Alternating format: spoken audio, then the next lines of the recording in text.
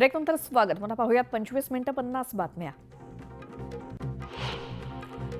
वडगाव तालुक्यातल्या जुवार्डी इथल्या एका महिलेवरती शेतात गेल्यानंतर बिबट्यानं हल्ला केला. या हल्ल्यामध्ये महिला गंभीर जखमी झाली आहे. इतर महिलांनी आरडाओरडा केल्यानंतर बिबट्यानं धूम ठोकली. त्यामुळे थोडक्यात महिलेचा जीव वाचलाय. मात्र या घटनेनंतर परिसरात भीतीचं वातावरण आहे. चंद्रपुरातल्या ओबीसी मुलांच्या वसतिगृहामध्ये सध्या 40 विद्यार्थी आहेत. वसतिगृहाच्या स्थापनेपासून 5 महिने लोटूनही मुलांना डीईटी रक्कम मिळालेली नाही. प्रत्येक विद्यार्थ्याची 25,000 रुपये रक्कम शासनाकडे. ही रक्कम तात्काळ न मिळाल्यास 5 फेब्रुवारीला विद्यार्थ्यांनी आंदोलनाचा इशारा दिलाय. अमरावती शहरामध्ये प्रमुख भागात महिला आणि पुरुषांसाठी सामूहिक शौचालय उभारण्यात आली आहेत. त्यासाठी तब्बल 1.5 कोटींचा खर्च करण्यात आला. मात्र पालिकेच्या ढिसाळ कारभारामुळे ही शौचालयं नागरिकांच्या अद्यापही सेवेत नाहीत. त्यामुळे नागरिकांनी संताप व्यक्त केला. धाराशिवमध्ये सोयाबीन खरेदी केंद्रावरती शेतकऱ्यांच्या 2 किलोमीटरपर्यंत रांगा लागल्या. सोयाबीन केंद्राची मुदत संपण्यासाठी काही तास उरल्यामुळे सोयाबीन विक्रीसाठी शेतकऱ्यांनी गर्दी केली. जळगावात रेल्वे स्थानकावरती रेल्वे सुरक्षा दल आणि कमांडो यांच्याकडून सुरक्षिततेचं प्रात्यक्षिक देण्यासाठी पोलिसांनी मॉक ड्रिल केलंय. यावेळी 2 कथित दहशतवाद्यांना रेल्वे स्थानकात जेरबंद करण्याचं मॉक ड्रिल करण्यात आलं.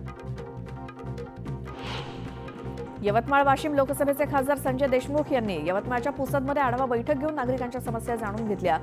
समस्या त्वरित सोडवण्यात याव्यात असे निर्देश खासदार संजय देशमुख यांनी अधिकाऱ्यांना दिले. कोयना भागातल्या पायट्याचा वाडा इथून प्रतिवर्षीप्रमाणे माघ वारीसाठी पायी दिंडीचं पंढरपूरला प्रस्थान झालंय. दिंडीमध्ये पाटण तालुक्यासोबतच रायगड आणि रत्नागिरी जिल्ह्यातील शेकडो वारकरी सहभागी झालेत.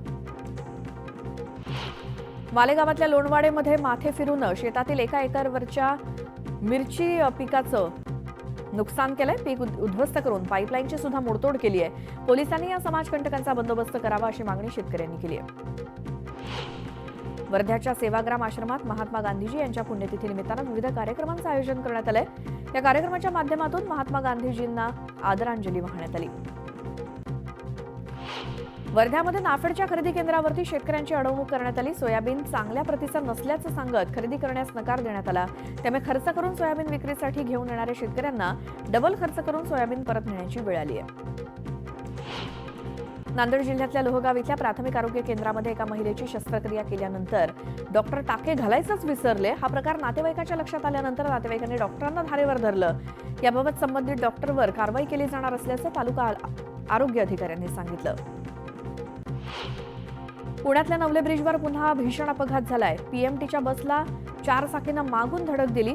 या अपघातात एक महिला गंभीर जखमी झाली. या अपघातात कारसोबतच बसचंही मोठं नुकसान झालंय.